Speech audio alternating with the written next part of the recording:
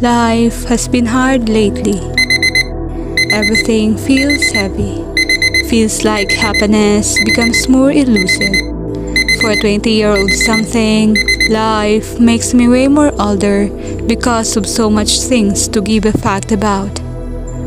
While everyone's busy keeping their place in the world, I'm struggling in finding mine.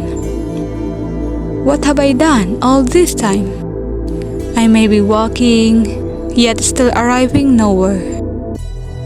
Seems like I'm just running in circles. I feel so lost. Been stuck there between the crossroad, confused where to go. For some quiet time now, I've been carrying the burdens of making out something in life, of establishing my career, of securing a job, of making enough money.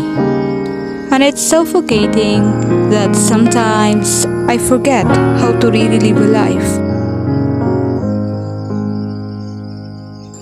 In chasing those big things, I fail to see the beauty in ordinary things and the simplicity of life.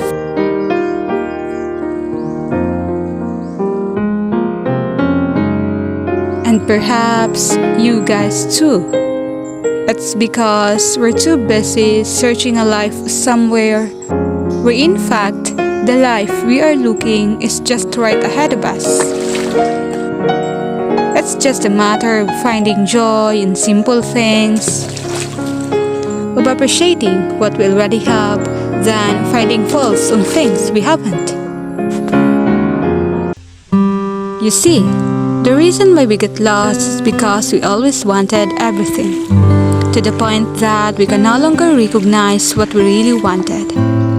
We people complicate life by constantly desiring things beyond our reach. Yes, it isn't bad to seek for great things, but we should know our limits.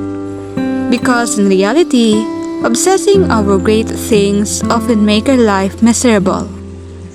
The fact that in some ways, we are not all capable in living the life we once envisioned.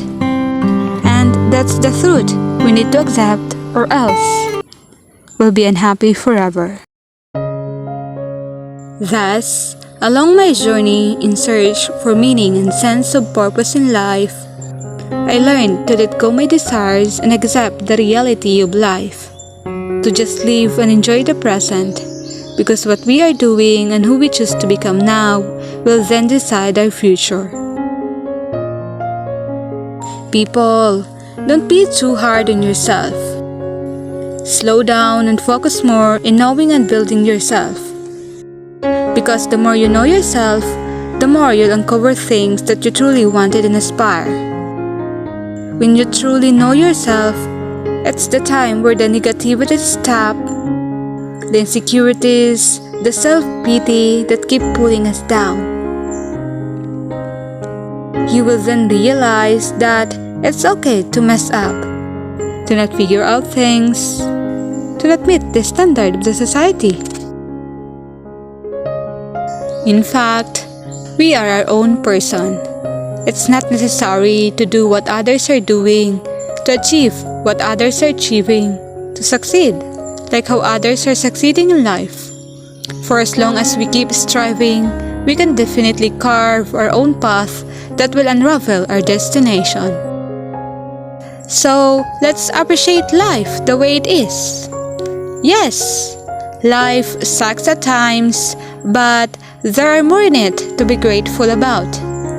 The reason why we are still here, choosing to live no matter what rather than give up. It may sound cliche, but yeah, life isn't a race, although it seems like one. But if you see life in that perspective, you'll eventually lose yourself in the process. Not because someone's getting ahead of you, you'll also strive to be on top. People, take your time. You aren't a loser. We may be nobody today, but in the right time, we will achieve something big. Just keep going. Everything will make sense soon, for sure. Time will come that fate will be finally in our favor. Padayon!